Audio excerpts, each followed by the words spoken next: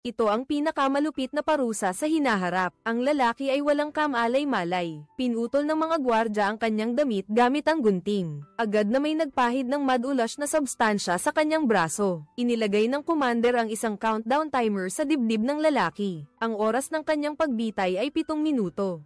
Matapos makahanap ng angkop na posisyon, ikinabat ng mga gwardya ang isang bakal na singsing sa braso ng lalaki. Binuksan nila ang isang espesyal na butas sa dingding ng bagon at sapilitang hinayla ang braso ng lalaki palabas. Halos kaagad, sumigaw ang lalaki sa matinding sakit. Isang matinding sakit ang damaloy sa kanyang braso na nakakapit. Hindi niya ito maalis, ngunit ilang segundo lang ang lumipas. Wala na siyang maramdaman sa kanyang braso. Dahil sa lamig na 100 degrees Celsius sa labas, ang kanyang braso ay tuluyang nagyelo. Ang tanging nararamdaman niya ay ang babala mula sa kanyang utak. Ang lalaki ay wala nang nagawa kundi mahigpit na kumapit sa gilid ng tren. Hanggang sa lumipas ang 7 minuto bago kumilos ang mga gwardya. Hinayla nila ng malakas ang braso ng lalaki pabalik, at ito ay naging isang piraso ng yelo. Kapag tinapak ng kutsara, tumutunog ito ng matigas. Isang gwardya ang nagdala ng martilyo at malakas na hinampez. Agad na nabasag ang yelo sa maraming piraso, isang malagim na tanawin na hindi kayang tingnan. Bumagsak ang lalaki sa sahig, sumisigaw ng malakas. Noong 2028 pala, upang harapin ang global warming, nagpa siya ang sangkatauhan na mag-spray ng artipisyal na pampalamig sa buong mundo. Dumating ang sakuna sa mundo, at pumasok ito sa isang yugto ng yelo. Bumaba ang pandaigdigang temperatura sa 90 degrees, at lahat ng halaman at hayop ay namatay. Isang maliit na bahagi lamang ng sangkatauhan ang nakaligtas, at sumakay sila sa tren na ito na may walang hanggang makina. Tumakas mula sa nakakatakot na lamig sa labas. Ang kakaiba ay ang nagtatag ng tren, si Wilford, ay naghati ng mga klase batay sa pagkakasunod-sunod ng pagsakay. Ang mga naunang sumakay ay ang mga elite, na nagtatamasa ng 79% ng mga mapagkukunan ng buong tren. Araw-araw ay may 5 star na piging. Ang mga huling sumakay ay naging mga pasahero sa likod ng tren. 200 katao ang nagsisiksikan sa isang bagon, nagtatrabaho ng 18 oras sa isang araw. Kahit kaunting pagkaantala lang ay bubugbugin sila ng mga bantay. Kumakain lang sila ng kakaibang itim na protein bar para mabuhay. Isang maliit na piraso na kasing laki ng kamay araw-araw, bawat 3 taon, isang babae, na nakasuot ng dilaw ang lumilitaw dito. Dala ang panukat para sa haba ng mga bata. Ang mga batang pasok sa pamantayan ay sapilitang dadalhin. Walang sino man ang bumalik. Sa pagkakataong ito ay hindi na kinaya ng ama ng bata. Upang protektahan ang kanyang anak, isinugol niya ang kanyang sarili at inihagis ang sapatos sa kanya. Ang ulo ng babaeng nakasuot ng dilaw ay agad na nagdurugo. Wala siyang pakialam dahil ang sakit na mararanasan ng lalaki ay 1000 beses na mas matindi kaysa sa sakit niya. Pagkatapos, naganap ang nakakakilabot na eksena. Pumasok si Leader Mason at pinulot ang sapatos na itinapon ng lalaki. Inihalin tulad niya ang mga nasa likod ng tren sa maruruming sapatos, habang ang mga mayayaman ay mga sombrero. Ang maruruming sapatos ay dapat manatili sa ilalim at hindi dapat mangarap na umakyat at maging sombrero, kung hindi ay magugulo ang kaayusan ng tren. Natapos ang 7 minutong countdown, at malakas na hinampes ng tagapagbantay ang martilyo. Ang nakakapanindig balahibong eksena ay hindi kayang tingnan. Ngumiti si Mason ng may pagmamalaki at umalis. Ngunit hindi niya alam na kung saan may pang-aapi, mayroon ding paglaban. Si Curtis, bilang pinuno ng mga tao sa likod ng tren, ay lihim na nagsagawa ng rebolusyon. Sa mga unang bagon, laging may lihim na tagapag-ugnay, na gumagamit ng mga blok ng protina upang magpadala ng impormasyon sa kanila.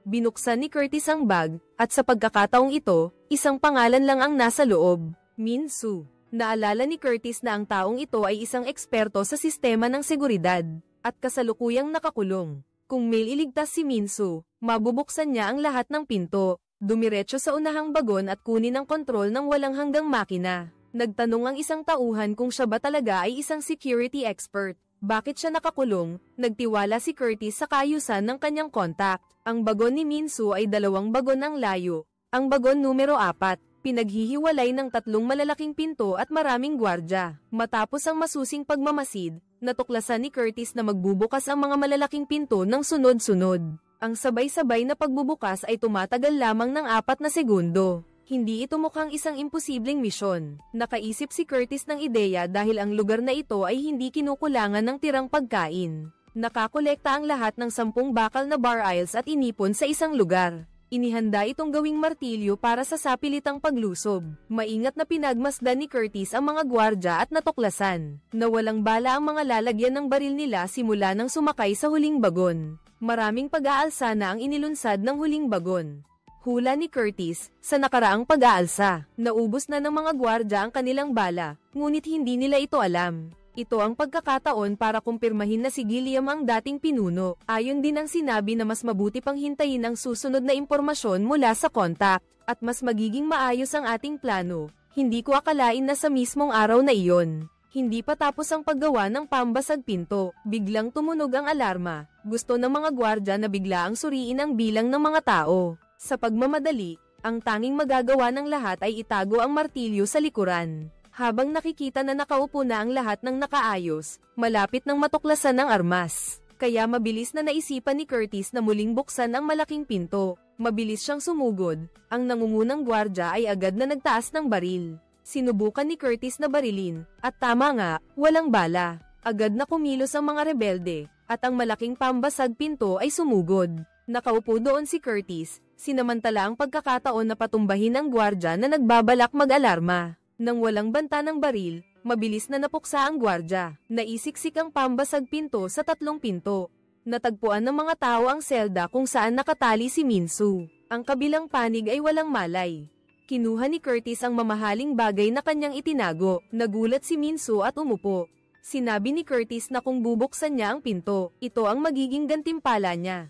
Hindi inaasahan, yumuko si Minsu nang may paghamak at ibinaba ang kanyang pantalon. Mula sa loob ay kumuha ng isang kahon na bakal na may 2 sigarilyo. Agad na nagulat ang mga tao sa paligid, dahil nawala na ang sigarilyo at naging isang bihirang kalakal. Walang halaga. Maingat na kinuha ni Minsu ang isang sigarilyo at sinindihan ito ng posporo. Ang pagbuga ng usok ay sapat na para maakit ang mga tao. Para pag-agawan ng itinapong upos ng sigarilyo, nag-away pa ang mga tao. Sinamantala ni Minsu ang pagkakataon para tumakas, pero nahuli siya ni Curtis at ng kanyang mga tauhan. Kailangan niyang sabihin na sa bawat pagbukas ng pinto, kailangan niya ng 2 bagay.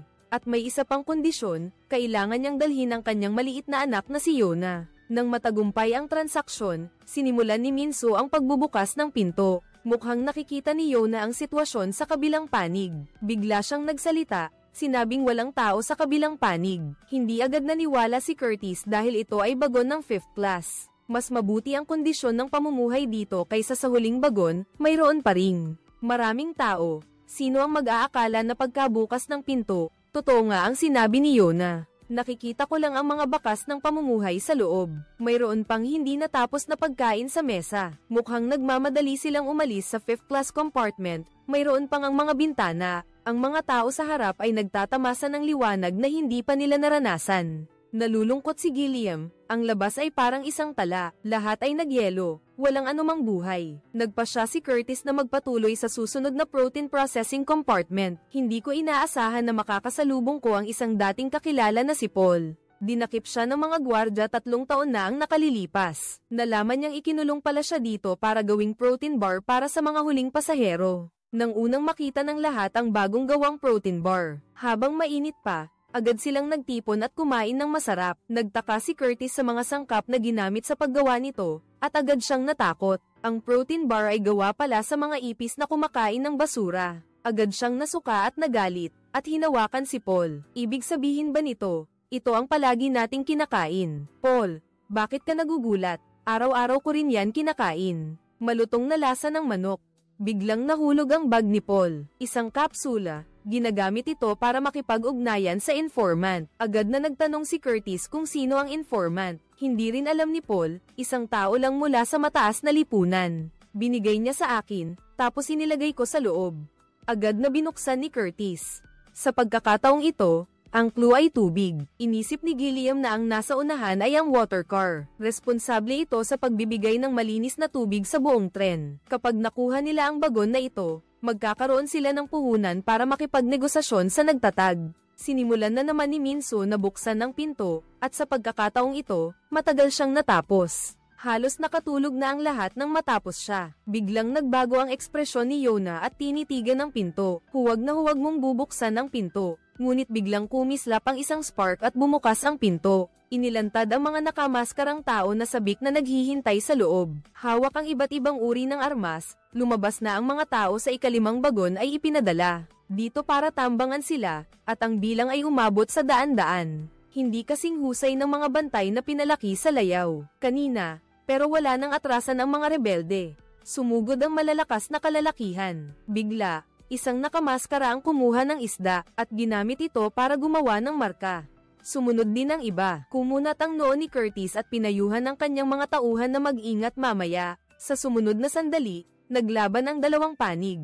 Dahil sa katapangan ng mga rebelde, at sa pamumuno ni Curtis, nagsimula silang mangibabaw, at nakakuha pa ng maraming armas mula sa mga nakamaskara. Nang makita ng opisyal na magbabago ang sitwasyon, bigla siyang ito at nagpahinto ng labanan. Malakas niyang inihayag, malapit na tayong makatawid sa tulay. Sabay-sabay na nagbilang ang mga nakamaskara at nagbati ng Happy New Year. Nagulat ang lahat, dahil pala sa Perpetual Motion Engine, ang bilis ng tren ay nananatiling pareho at darating sa isang tiyak na lokasyon sa isang tiyak na oras. Ang pagtawid sa tulay ay nangangahulugang lumipas na naman ng isang taon. Naramdaman ni Curtis na may mali at tumingin sa labas ng bintana. Nakita ang riles ng tren na malapit sa bangin. Kailangan nilang basagin ang haligi ng yelo para makatuloy. Agad niyang inutusan ang mga rebelde na humiga, at totoo nga, isang malakas na pagyanig ang narinig sa loob ng bagon. Nagkaroon ng mga spark sa pagitan ng gulong at riles, muntik ng madiskaril. Lahat ay nakahiga sa sahig,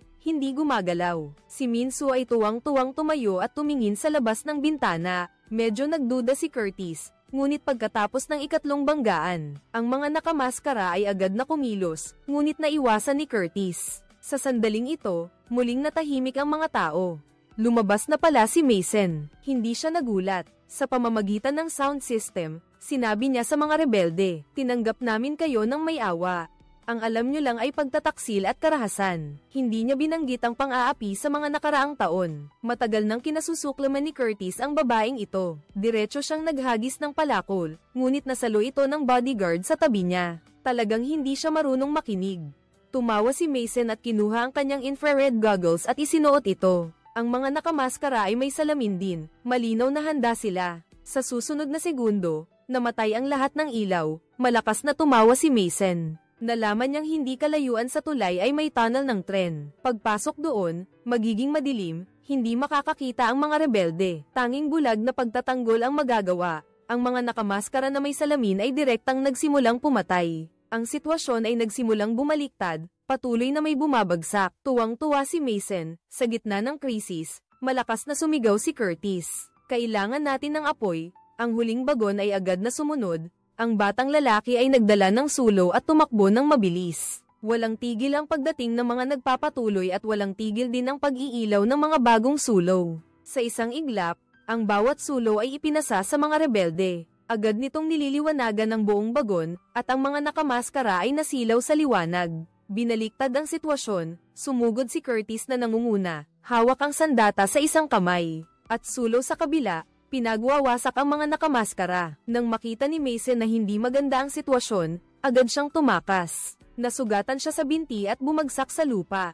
Agad na sumugod si Curtis upang hulihin si Mason. Ngunit ginamit ng bodyguard ang bihag upang takutin siya. Sa isang banda, ang mabuting kapatid na nakasama sa hirap at ginhawa. Sa isang banda, ang pangunahing tauhan na si Mason, pinili ni Curtis na tumanggi. Sa susunod na segundo, ang kapatid ay nabigyan ng saksak sa puso. Tinanggap ang kamatayan, pinigilan ni Curtis ang sakit at hinawakan si Mason. Ang mga nakamaskara ay napilitang huminto at sumuko. Nabihag ng mga rebelde, ngunit malaki rin ang naging pinsala sa mga rebelde. Kaunti na lang ang natira, pumunta sila sa water car para sa unang malinis na paliligo. Sa kabilang banda, ang anak ni Tanya ay nabihag din. Kasama ang kanyang asawa. Kinuha niya ang larawan ng kanilang anak at tinanong si Mason kung nasaan ang mga batang kanidnap.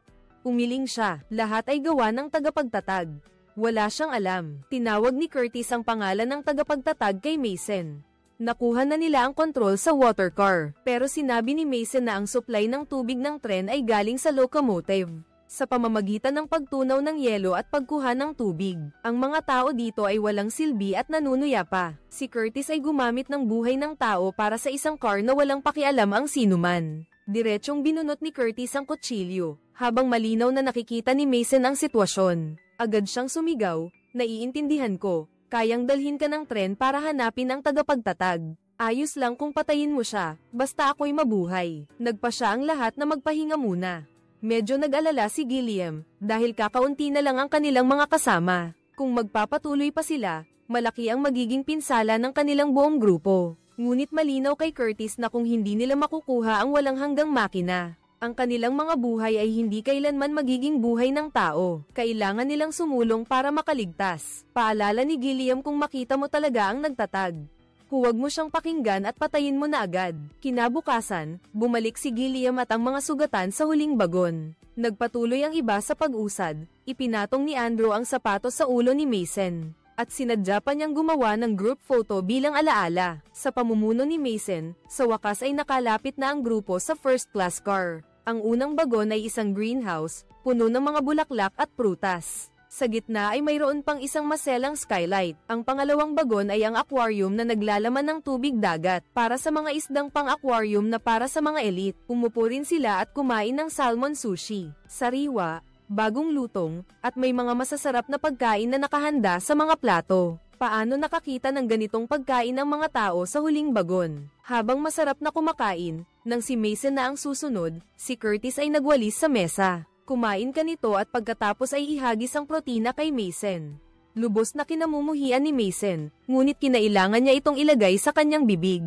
Hindi siya naglakas loob na lumunok pagkatapos ng ilang sandali. Patuloy na pumunta ang lahat sa frozen meat car na naglalaman ng manok, baka, at tupa. Sa unahan pa ay ang school car, kung saan tanging mga anak lamang ng mga piling tao ang maaaring mag-aral. Mayroon ding isang guro na may malaking tiyan. Dahil sa takot na matakot ang mga bata, ginamit pa ni Curtis ang isang tela para takpan ang kamay ni Mason. Nagmamadaling lumapit sina Tanya at Andrew upang tanungin kung nakita ng mga bata ang kanilang mga anak. Isang batang lalaki ang tumayo at nagsabing nakita niya sila. Pumunta na sila sa unahang bagon.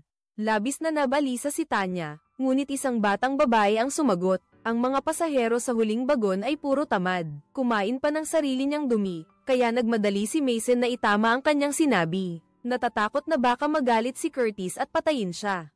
Nalaman niya na ang mga bata dito, araw-araw ay kailangang manood ng propaganda films ng founder. Walang tigil sa pagsigaw ng mga slogan. Itinuturing pa ang founder na parang Diyos. Itinuturing ang mga nasa mababang uri na parang mga walang kwentang hayop. Ginagamit pa ng guro ang sitwasyon sa labas para turuan ang mga estudyante. Ang tren ng lahat, lumabas ka at ang kahihinatnan ay magiging yelo lamang. Sa kasunod na mainit na kapaligiran, isang lalaking kalbo ang nagtulak ng kariton na puno ng mga itlog ng manok. Binigyan niya ang bawat bata ng itlog, kahit ang mga rebelde, ay binigyan ng itlog ng kalbong lalaki. Dati, ang benepisyong ito ay para lamang sa mga nasa mataas na uri. Ang kakaibang kalbong lalaki ay nagtulak ng mga itlog patungo sa huling bagon. Isang nasa katanghaliang gulang na lalaki ang nagulat. Hindi ba't nawala na ito 20 taon na ang nakalipas? Ipinaliwanag ng kalbong lalaki. Sa totoo lang, maraming bagay ang mayroon ng tren. Halimbawa, ang mga machine gun na puno ng bala. Naramdaman ni Curtis na may mali. Sa loob ng itlog ay may nakatagong kapsula na may isang salita lang na nakasulat, dugo. Kinabukasan, binunot ng kalbong lalaki ang kanyang machine gun, at pinaputukan ang mga tao habang pinakawalan ang mga bihag. Ang huling bagon ay hindi na makalaban at naging lugar ng patayan. Binunot din ng guro ang kanyang machine gun at tinamaan si Andrew. Sa gitna ng kaguluhan, mabilis na nagtago ang lahat. May naghagis ng balisong at tumama sa guro. Sa wakas, nalutas ang panganib. Gumapang si Mason para kunin ang baril at lumaban, ngunit sinipa siya ni Curtis. Habang naghahanda silang harapin si Mason, automatikong ipinalabas sa TV ang trahedya sa huling bagon. Agad na nagulantang ang lahat, maging si Gilliam ay napilitang humarap sa screen. Labis ang paghihirap ni Curtis. Napakalaki ng agwat ng lakas ng dalawang panig. Hindi talaga kayang kalabanin ng huling bagon. Nang siya ay mawalan ng pag-asa, sinampal siya ni Tanya para kumalma. Kinuha niya ang baril at agad na pinatay si Mason, sumusumpa. Natiyak na hahanapin niya ang nagtatag para pagbayarin. Patuloy na naglakad si Curtis, sunod-sunod na dumaan sa bagon ng sauna. Habang mas maraming tao mula sa mataas na lipunan ang nakikita sa mga bagon ng gamot at pananahi, mas lalo nila siyang kinamumuhian. Nakita ni Curtis ang pag-aaksaya ng mga elite kahit ang pag-aayos ng buhok ay may sariling bagon. Sa kabilang banda, ang bodyguard na si Franco ay humahabol sa mga tao patungo sa bagon ng paaralan. Nang pumasok ang tren sa tunnel, kinuha ni Franco ang kanyang sniper rifle at itinutok sa kabilang bahagi. Natuklasan niya na tumatakas sina Curtis at ang iba pa. Diretso siyang nagpaputok. Hindi natinag si Curtis at nagpaputok din siya bilang ganti. Dalawang nagbarilan, walang nasaktan. Mabilis na nagpalit ng bala si Curtis. Nakuwento na niya ang bilis ng tren at ang paglihis dahil sa hangin. Tinamaan ang gitna ng ulo ni Franco, ngunit napigilan ng salamin. Tinitingnan ni Minso ang mga nyebe na pumapasok sa butas. Mukhang nag-iisip siya, ngunit mapanganib ang sitwasyon. Agad na sinimulan ni Minso ang pagbasag ng kandado sa pinto, ngunit si Franco ay nakakagalaw ng walang sagabal. Mabilis siyang lumapit sa kanila. Biglang lumingon si Yona. Dumating na sila. Diretsyong bumaril si Franco sa pinto. Sa swerteng nagbukas ang pinto kaya umatras sila. Paglabas sa swimming pool car, ang susunod ay ang sauna car. Sa loob, makapalang usok, hindi makita ang sitwasyon ni Franco. Kapag may galaw, babarilin. Direktang napatay ang isang pasahero sa unang car at isang kaibigan ni Curtis. Isa na lang ang natira, nakatali at pautal-utal. Hindi ko makita ang kahit ano, ubos na ang bala.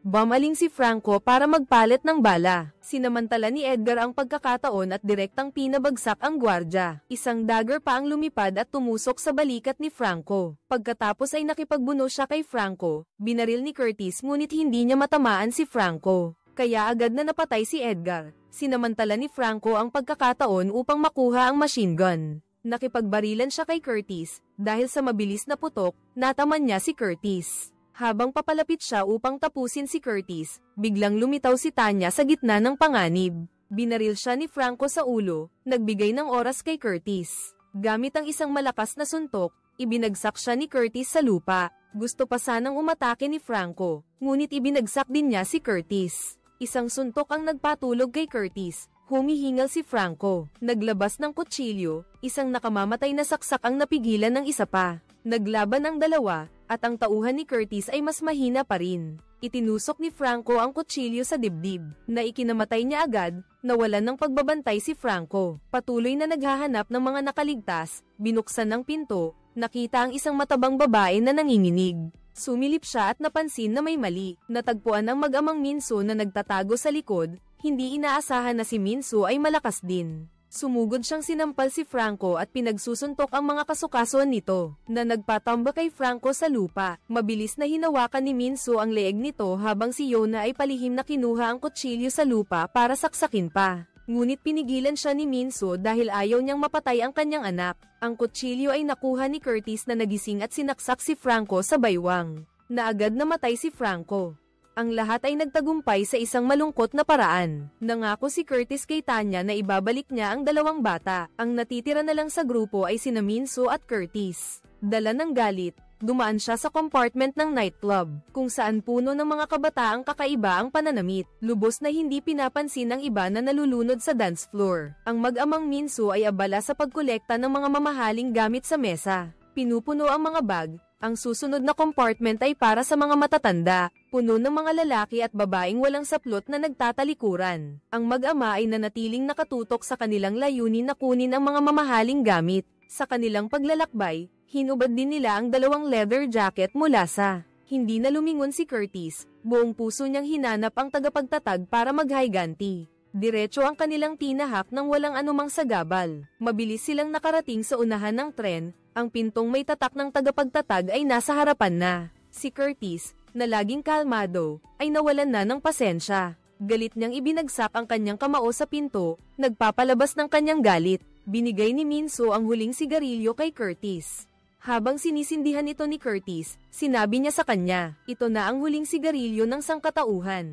I enjoy mo. Hindi niya gustong buksan ang pinto ng tagapagtatag, at tumuro sa isa pang maliit na pinto, tanging sa pag-alis ng tren. May pag-asa pa ang sangkatauhan na umunlad. Akala ni Curtis na baliw na si Minso, pero hindi niya alam na sinabi ni Minso. Sa sandaling makaharap ng lahat ang malakas na hukbo na nakamaskara, nakita niya ang eroplanong nasa ilalim ng tulay. Bawat taon ay mas lumalabas kaysa dati. Unang nabalot ng nyebe, nagsimulang lumabas ang buntot. Ngayon, buong katawan ng eroplano ay makikita na. Ang temperatura sa labas ay tumataas, ang nyebe at yelo ay nababawasan. Kahit ang mga nahuhulog na nyebe ay mas kakaunti na. Marahil dati, ang paglabas ay kamatayan, ngunit, ngayon, ang paglabas ay may malaking posibilidad na mabuhay. Hindi pa rin makapaniwala si Curtis. Seryosong sinabi ng kabilang partido na ang bagay na ito, bukod sa pagiging nakakaadik, ay madaling sumabog. Kailangan lang itong hawakan ng mahigpit at agad itong magiging isang mapanganib na bomba. Ito rin ang susi para mabuksan niya ang pinto. Pagkatapos ay idinikit niya ito sa pinto at humingi ng posporo kay Curtis. Habang nagtatalo ang dalawa, bumukas ang isa pang malaking pinto. Lumabas ang babaeng nakadilaw kanina at agad na pinatulog. Kinuha ni Minso ang bomba at magalang na kinausap si Curtis. Sinabing gusto siyang imbitahan ng founder para maghapunan. Pumasok si Curtis, ang kumikinang sa loob ay ang Perpetual Motion Engine. Nagpiprito ng steak ang founder para sa kanya. Sinabing palagi niyang pinagmamasdan si Curtis, at siya rin ang unang nakarating dito mula sa huling bagon. Tinatanong ni Curtis ang lalaki kung bakit niya laging inaapi ang huling bagon. Ngunit sinabi ng tagapagtatag na ang buong tren ay isang saradong ekosistema. Upang mapanatili ang balanse, kailangan ng mga sakripisyo. Halimbawa, kung masyadong marami ang populasyon, masyadong malaki ang konsumo. Kailangan itong kontrolin. Nagulat si Curtis nang malaman na ang misteryosong nagbigay ng impormasyon ay ang tagapagtatag. Lumalabas na ang mga revolusyon na nangyayari tuwing 3 taon, ay pinasimulan niya upang bawasan ang populasyon ng tren at kontrolin ang bilang. Kahit sina Gilliam at Minso ay mga kasabwat na inilagay ng tagapagtatag. Nakita ni Curtis na hindi naniniwala ang founder sa paliwanag na nagplano sila ng 4 na revolusyon. Bawat isa ay sa tunnel na sinalakay ng mga nakamaskara at nakasalamin. Ngunit kung may maswerteng nakaligtas, ibabalik sila sa huling bagon, pero sa pagkakataong ito, si Curtis ang naging variable, na nagdulot ng mas malaking pinsala sa itaas na bagon kaysa inaasahan. Kaya napilitan ng founder na magpadala ng tao para kontrolin ang populasyon. Kinuha niya muli ang isang telepono at tinawagan ang kalbong lalaki sa huling bagon. Agad namang nagulat ang kabilang panig na ang bilang ng mga napatay ay nakontrol sa 74%. Napanatili ang balanse sa ilalim ng hindi makapaniwalang tingin ni Curtis. Biglang nag-utos ang tagapagtatag na 18 na lang ang matira. Upang ipagdiwang ang 18 taon ng pagpapatakbo ng tren, agad na nag-utos ang kalbong lalaki. Nagkakagulo ang putok ng baril, galit na galit si Curtis. Ngunit nang maisip na ang kanyang mga pagtatangka sa paglaban, ay naging kasangkapan ng tagapagtatag, bumagsak siya sa upuan sa matinding kawalan ng pag-asa. Magalang na inanyayahan ng tagapagtatag si Curtis, itinuro niya ang tunay na walang hanggang makina. Sinabi na sino mang makakita nito ay mabibighani sa kadakilaan nito. Lumuhad si Curtis sa lupa, umiiyak habang ibinibigay ng founder ang huling kapsula sa kanya. Nakaukit sa loob ang salitang tren. Lumalabas na matanda na pala ang founder at palaging naghahanap ng kahalili. Si Curtis ang pinili niyang mabuti para pumalit sa kanya. Panatilihin ang balanse at katatagan ng buong tren. Ang tren ang mundo, at ikaw ang pinuno ng sangkatauhan. Nalilito si Curtis, sa puntong malapit na siyang ma-brainwash. Nang biglang pumasok si Yona, humihingi ng posporo kay Curtis. Lumalabas na palaging nagbabantay si Minso sa labas. Pinigilan niya ang mga upper class na humahabol, kaya siya'y napagod. Habang nagdadalawang isip si Curtis, biglang may nakita si Yona. Agad niyang kinuha ang tinidor at binuksan ang sahig. Agad na nagulat si Curtis. Sa ilalim ay napakaraming makakapal na gears. Sa isang napakaliit na espasyo, may nakahigang bata siya ang anak ni Tanya. Nalaman na hindi pala superpower ang kay Yona, kundi super hearing. Kaya niyang marinig ang napakaliit na tunog. Kalmadong isinara ng founder ang takip, sinabing wala na rin siyang magagawa. Ang perpetual motion, bagaman perpetual, ay nasa sire rin ang mga bahagi. Tanging ang mga batang may tamang laki ang makakababa doon para mano-manong mag-operate. Ito ay isang maliit na sakripisyo lamang. Nagising ang konsensya ni Curtis. Agad niyang sinuntok ang founder at kasama si Yona. Binuksan nila ang sahig. Nang makita ang mga hindi gumagalaw na gears, nagngalit ang ngipin ni Curtis. Ginamit niya ang isang braso bilang kapalit para mapatigil ang mga gears. Dumating ang matinding sakit, at huminto ang perpetual motion engine. Ibinigay niya ang posporo kay Yona, at sinubukan niyang abutin ang anak ni Tanya. Ang anak ni Tanya ay tuluyang na brainwash at walang reaksyon. Kinabukasan, lumabas ang anak ni Andrew mula sa hawla. Walang pag-aalinlangan siyang tumakbo patungo sa humantong makina. Na brainwash din siya, anuman ang tawag ni Curtis. Direkta siyang pumasok sa maliit na butas, hinayaan ang makina na isara siya sa loob ng makina. Malamig na nangungot siya ang nagtatag, bawat isa ay may sariling lugar. Galit na galit si Curtis. Hinawakan niya ang braso ng anak ni Tanya at sinira ang brainwashing. Sa wakas, niyakap ng bata si Curtis. Sinabi ni Curtis sa bata na mauna habang pinipigilan niya ang sakit at malakas na hinayla ang nakasabit na braso. Sa kabilang banda, sinindihan din ni Yona ang fuse ng bomba. Sinalubong niya ang batang tumatakbo papalapit. Ang tatlo ay malapit nang pumasok sa locomotive para magtago mula sa pagsabog. Hindi nila inaasahan na ang kaguluhan kanina ay nakasira sa electrical circuit ng malaking pinto. Hindi ito maisara kahit anong gawin nila. Nakita nilang 1 milimetro na lang ang natitirang fuse. Agad na nagpasya sina Minso at Curtis na sumugod at yakapin ang dalawang bata sa gitna. Sa susunod na segundo, nilamon ng pagsabog ang buong locomotive, kasama ang makina. Mas malala pa, ang malakas na ingay ay nagdulot ng avalanche. Sa hindi makapaniwalang tingin ng iba, bumangga ito sa tren na umuga ng matindi, dahilan para agad itong madiskaril. Bumagsak sa riles na may kasamang apoy at kuryente, at tuluyang nasira. Sa isang puting lupain ng nyebe, naging isang tumpok ng mga labi. Si Yona at ang batang lalaki, sa ilalim ng proteksyon ng mga matatanda, ay nakaligtas sa aksidente. Siya ay gumapang palabas ng tren. Maingat na inilagay ang kanyang mga paa sa nyebe at hinawakan ang kamay ng batang lalaki. Sila ang naging tanging nakaligtas sa tren. Bago pa man makapagdalamhati, biglang tumingala si Yona na naguguluhan. Nakita niya sa malayong gilid ng bundok ang isang polar bear na nakatingin sa kanila. Ang pelikulang ito, sa pamamagitan ng disenyo ng tren, ay pinaliit ang lipunan ng tao sa bawat bagon ng tren sa pagtatapos ng mundo. Sa pamamagitan ng matinding pagkakasalungatan, malalim nitong ipinapakita ang tunggalian ng uri, sa pagitan ng mayaman at mahirap, sa pagitan ng may kapangyarihan at walang kapangyarihan. Ang mahihirap ay kumakain ng ipis, ang mayayaman ay nagtatamasa ng sariwang karne. Ang mga inaapi, upang lumaban, ay kailangang isugal ang kanilang buhay. Ngunit sa malalim na pag-unlad ng kwento, si Curtis bilang pinuno, ay natuklasan na ang kanyang mga kilos ay laging minamanipula ng tagapagtatag ng tren. Kung ang kahulugan ng revolusyon ay pinabulaanan, ano pa ang halaga ng kanyang sakripisyo? Naligaw si Curtis, nahaharap sa tukso ng kapangyarihan. Tunay na nag-alinlangan siya, ngunit laging nangingibabaw ang kanyang konsensya. Kung tama ang pag-iral ng tren, paano naman ang mga pinatay, ang mga batang ginamit bilang kasangkapan? Para sa kadalisayan ng revolusyon, pinili ni Curtis na suportahan si Minso. Ang pagwasak sa buong kaayusan ay nangangahulugan ng muling pagtatayo pagkatapos ng pagkawasak. Sa pagtatapos, si Yona at ang batang lalaki na nakaligtas ay nagpapahiwatig din ng unang pares ng tao sa Biblia, sina Adam at Eva. Sila ang mitya ng sibilisasyong pantao. Ngunit inayos ng direktor na lumitaw ang isang polar bear. Ito ba ay patunay ng kaligtasan o isang mitsang hindi pa nasusunog na pinatay? Lahat ay ipinauubaya sa mga manonood na mag-isip. Ang pelikulang ito ay pinamagatang Snowpiercer. Ang halaga ng isang pelikula ay nasa reputasyon nito. Ang halaga naman ng isang review ng pelikula ay nasa damdamin. Dito nagtatapos ang ating kwento ngayon. Salamat sa panonood. Ano sa tingin ninyo ang pelikulang ito? Mag-comment sa ibaba.